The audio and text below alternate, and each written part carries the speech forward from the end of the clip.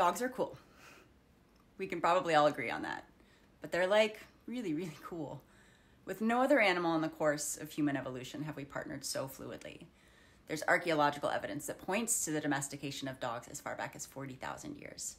And in those years, they have been selected by us for some pretty incredible cooperation. We've got hunting dogs, guardians, herding dogs, and of course companion dogs amongst others. In the US alone in 2021, 69 million households had at least one dog. And this speaks volumes to their positive impact on our lives. I got a dog 2.5 years ago. Her name is Bunny. I met her when she was just a tiny little potato. She's my first dog since childhood. I didn't really know anything about dog training or behavior. In fact, I was under the extraordinarily naive impression that how you raised a dog would determine who it became. Bonkers, I know. Despite this, my goal was to have the closest connection and best communication possible with a non-human animal. Before bringing Bunny home, I'd come across the work of Christina Hunger and Alexander Rossi, both of whom had trained their dogs to communicate using buttons with pre-recorded words on them. That's neat, I thought. I'd better give it a go. I'd also been inspired by the work of John Pilley with his dog Chaser. She had a proven receptive vocabulary of over 1,000 words. I had no business teaching my dog to talk, but I am insatiably curious and, according to some, infuriatingly tenacious, so I dove right in, like I do. I had an outside button waiting for her by the door when she came home, and within a few weeks of me pressing the button every time we went outside and saying the word outside, outside, outside over and over again, she pressed it herself for the first time. Do you need to go outside? Yes. And so it was game on. I began adding words that I assumed would be functionally reinforcing to her. Like play, beach, scritches, her favorite toys, words like that. I opted not to add any food-related buttons because I didn't want button pressing to become conflated with food rewards. I wanted communication in this way to become intrinsically motivating to her, which it did. And a beautiful thing started happening. The more eager she was to communicate in my language, the more passionate I became about understanding hers. I started taking self-study courses on canine behavior, body language, and applied ethology, and it really sort of shattered some of the culturally prolific ideas that I'd had surrounding what a dog is supposed to be. What is a good dog? Is it a dog that is obedient, one that plays well with others, a dog that never shows any signs of aggression, one that happily accepts pets from strangers? Is it a dog that lets you snuggle it when you're feeling down? I'm going to go out on a limb here and say no. These are no more the markers of a good dog than they would be the markers of a good human. Bunny is certainly not that dog. These are characteristics that exist in some dogs, sure, but these are also dangerous expectations to place on any sentient creature. And I think that the sort of commodification of dog ownership has left us a bit disillusioned.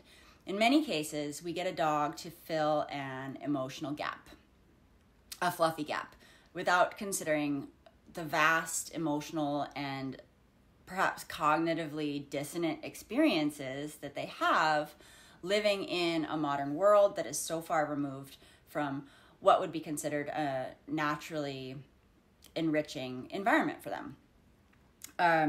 But let's get back to Bunny and the buttons. Early in our journey, maybe 6 months in, I partnered with Fluent Pet as a beta tester. They were beginning to develop canine-specific assistive technology in the hopes of creating a community platform wherein we could more closely investigate how dogs were using the buttons. There were hundreds of us now. It has since become a research study at the Comparative Cognition Lab at UCSD, run by Federico Rossano. There are over 7,000 enrolled participants and hundreds of active participants, and the goal is to determine whether, and if so, how and how much non-humans are able to express themselves in language-like ways. I was really excited to have informed scientific input, as I had just been winging it up until that point. Her buttons had been arranged on a plywood board in a grid. I reorganized them at that point in the early iteration hex tiles based on the Fitzgerald key, a method developed by Edith Fitzgerald in the early 1900s to teach declarative sentence order, SVO, to deaf children. The speed with which Bunny began to learn new words rapidly increased at that point. I approached the addition of new words with an attitude of what if and why not. I had nothing to prove and everything to gain through this exploration of connection and communication. I began adding words that had less concrete correlations, emotions like love you, mad, happy, concerned. Nebulous concepts even to me, but I bet you'd be hard-pressed to find another human who experiences love in exactly the same way you do, right? We may not see the same shade of red in a tomato, but we both call it red. So I found moments wherein her body language was telling me that she was experiencing an approximation of these emotions, then modeled and reinforced with my words and with the buttons.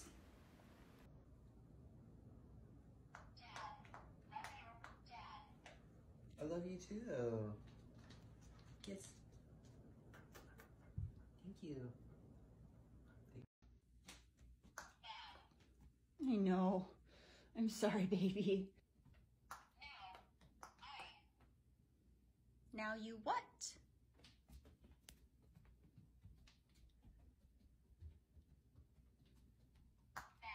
I know.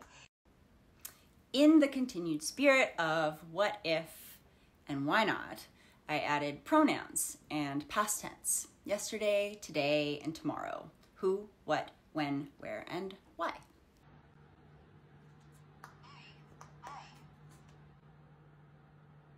I what?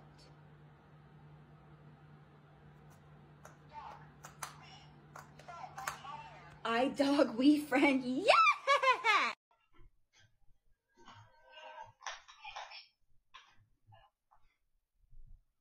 It's true, I went poop.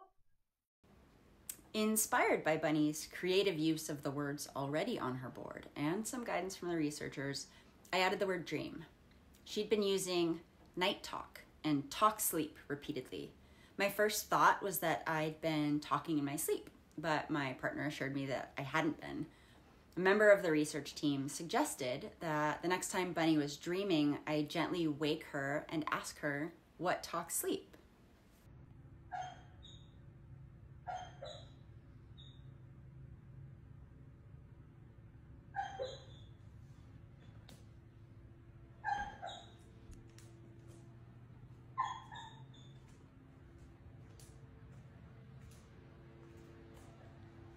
What talk sleep?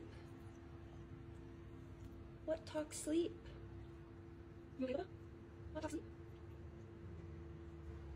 Are you okay, Papa? Are you having a nightmare? When sleep, what talk, Bunny?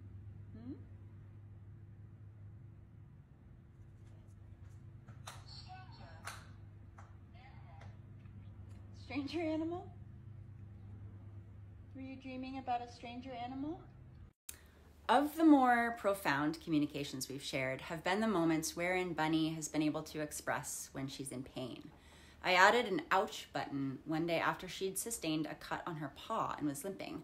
I'd already added some body parts to the board. We had ear and paw. I modeled paw ouch and then gently touched her paw.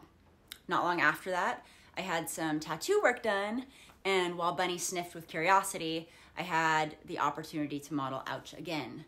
The following week, Bunny pressed ear ouch and then shook her head. Turns out she had an ear infection.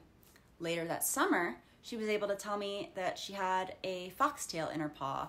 And more recently, as we struggle to help Bunny with some gastrointestinal issues, she's used belly ouch and belly rain to express discomfort.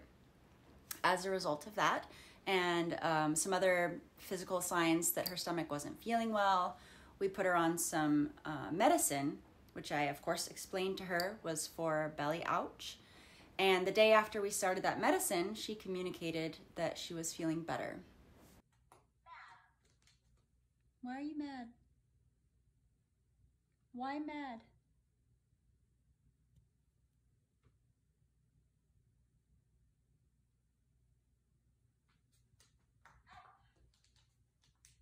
Where is your ouch? Where ouch? In your ear? Where, stranger?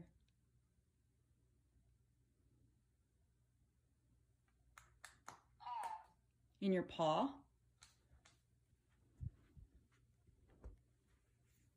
Let me see your paw. Okay, I'm gonna put this down and check. This was the stranger in her paw. She's got a mat between her toes, and that's stuck in it. Now I'm gonna have to figure out how to remove the mat between her toes.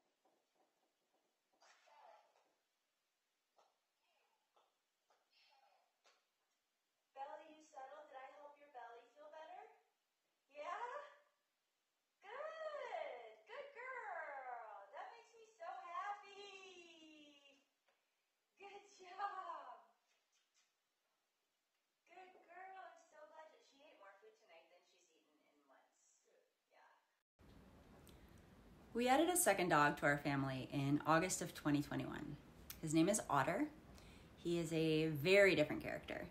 Whereas Bunny is serious and sensitive and thoughtful, Otter is goofy and brave, impulsive and easygoing.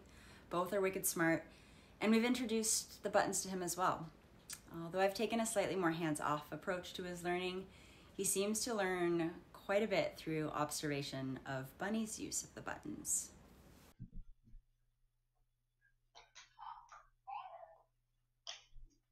What did you say?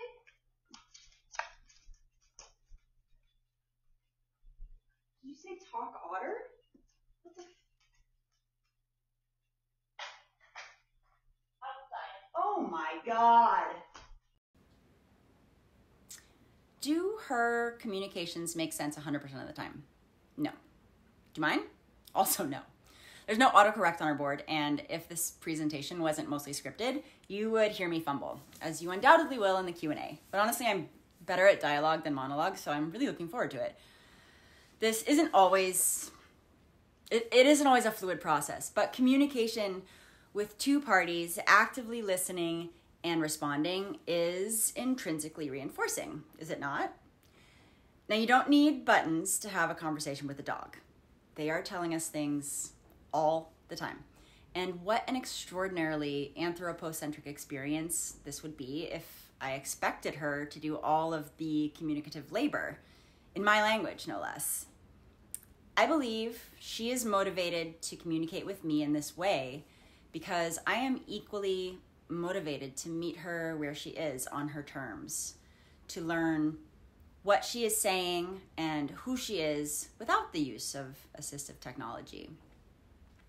By examining and understanding the many facets of our dog's canine experience, their genetics, their environment, their learning history, their individual quirks and fears, likes and dislikes, we are able to bring a deeper empathy into our relationships, recognizing that for as different as we are, we have so much in common. Opening doors to stronger advocacy, more profound connections, and a more thorough understanding of not only the value they add to our lives, but the value that is our obligation and honor to bring to theirs. Teaching my dog to talk has opened my eyes to the volumes she says without words.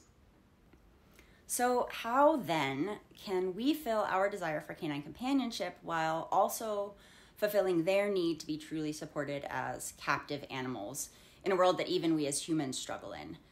I think we start by listening. With or without buttons, we can get to know them as individuals.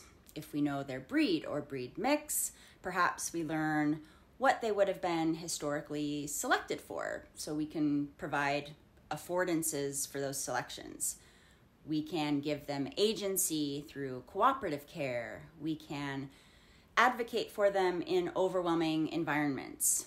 We can listen when they say no and give them safe opportunities to practice natural behaviors. We can look at what we are asking of our dog and question whether we want this for us or for them. Do they want to go to the crowded cafe, or do we want them to? We can reevaluate obedience and good and bad and start looking at the whole being, an animal who will inevitably change our lives for the better if we let them, and then in the blink of an eye is gone.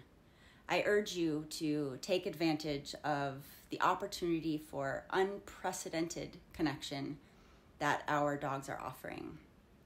As the old adage goes, be the person your dog thinks you are. Thanks for listening.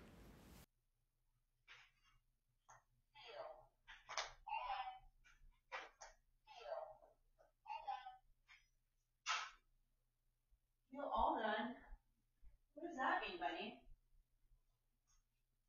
What does that mean? Are you okay?